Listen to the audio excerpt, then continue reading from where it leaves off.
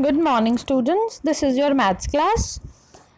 हम लोग एलसीएम वाली एक्सरसाइज कर रहे थे और हमने 9 तक क्वेश्चंस कर लिए थे 3-3-3 करके। अब आपके सिर्फ 2 ही क्वेश्चन रह गए एक्सरसाइज में।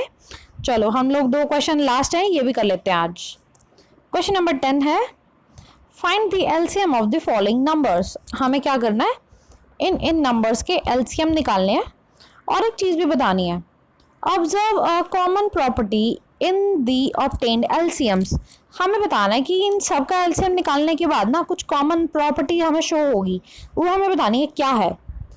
Is LCM the product of 2 numbers in each case. हमें ये भी बताना है कि जो एलसीएम आया है वो इन दोनों नंबर का प्रोडक्ट ही है।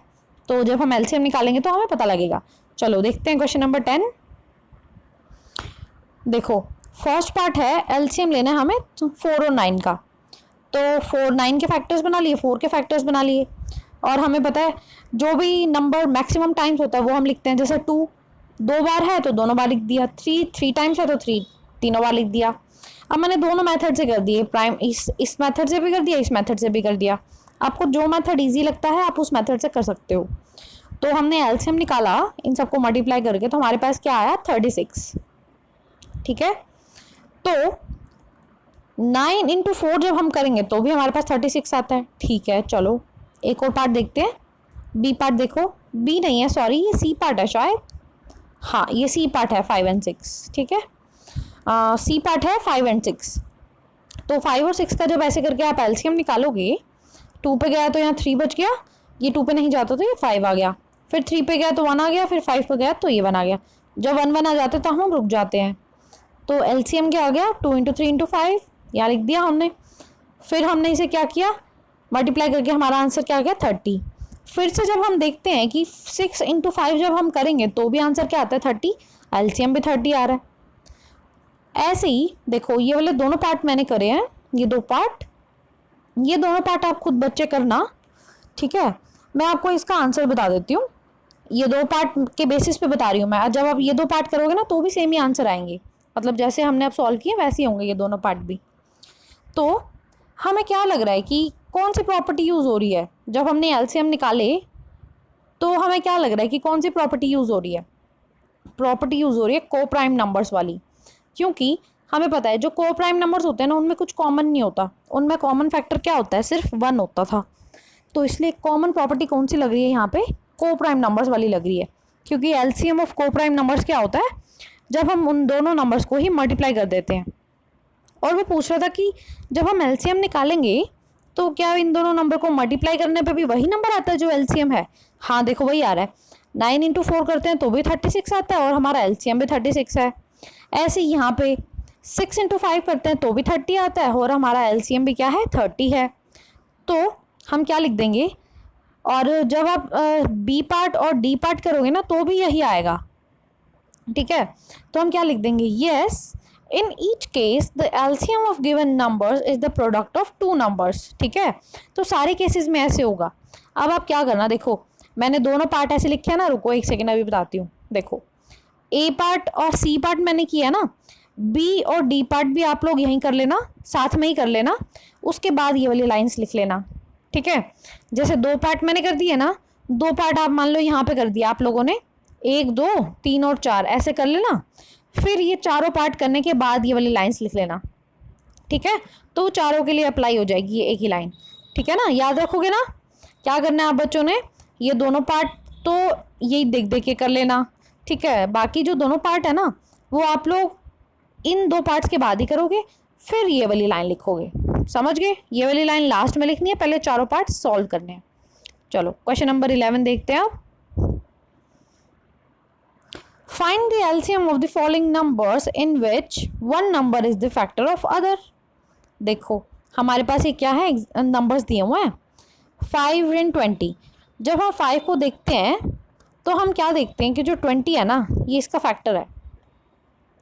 20 के जब हम फैक्टर्स निकालेंगे तो क्या आएगा 2 इंटू 2 इंटू 5।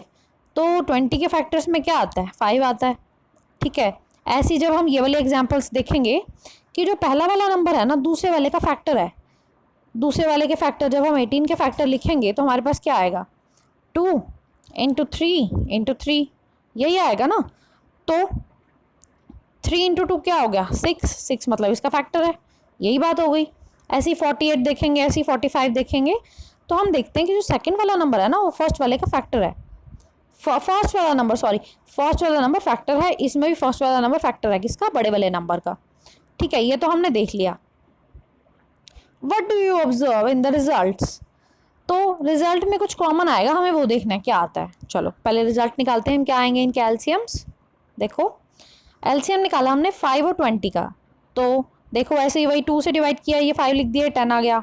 फिर ऐसे ऐसे जब हम करेंगे तो हमारा ये एलसीएम आ जाएगा। तो जब हमने इन नंबर्स को मल्टीप्लाई किया तो हमारा आंसर क्या है 20।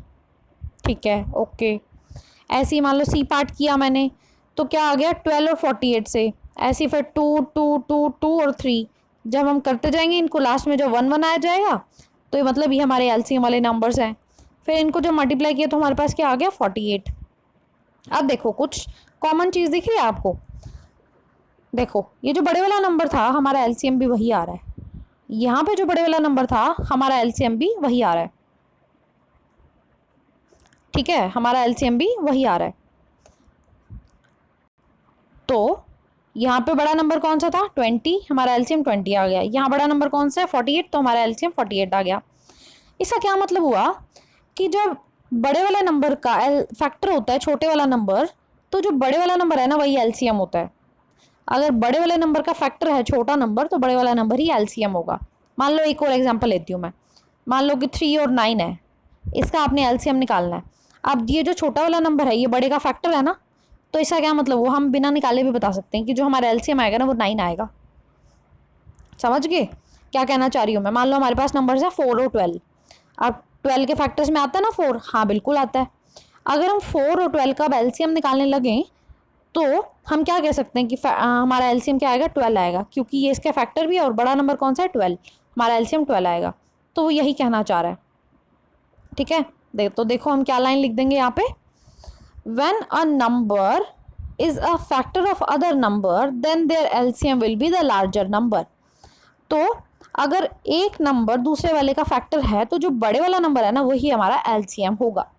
अब ऐसे ही आप 11th क्वेश्चन में भी करना, एक 2 पार्ट्स तो मैंने आपको करा दिया ना, ए और सी पार्ट, बी और डी पार्ट भी कर लेना, फिर ये वाली लाइन लिख लेना।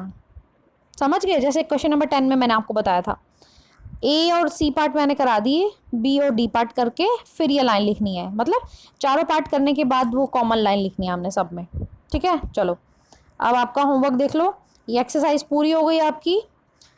क्या हो गया, क्वेश्चन नंबर 10 और 11 मैंने आपको करा दिया एक्सरसाइज 3.7 का। आपने क्या करना है, इसको आरएनबी में नोट डाउन करना है। और आपके एग्जाम्पल्स दिए हुए हैं 13 और 14 पेज नंबर 66 पे, तो आपने क्या करना है, प्रैक्टिस करने हैं। अब जिन बच्चों के पास बुक है वो बुक से कर लेना, वरना मैंने यहाँ पे दे दिए 13 और 14 एग्जाम्पल। और आपका ये अब चैप्टर नंबर 3 क्या हो गया, इस एक्सरसाइज के साथ अब चैप्टर नंबर 3 आपका क्या हो गया, पूरा हो गया है। तो अब आपने क्या करना है, चैप्टर नंबर 3 को अच्छे से रिवाइज करो।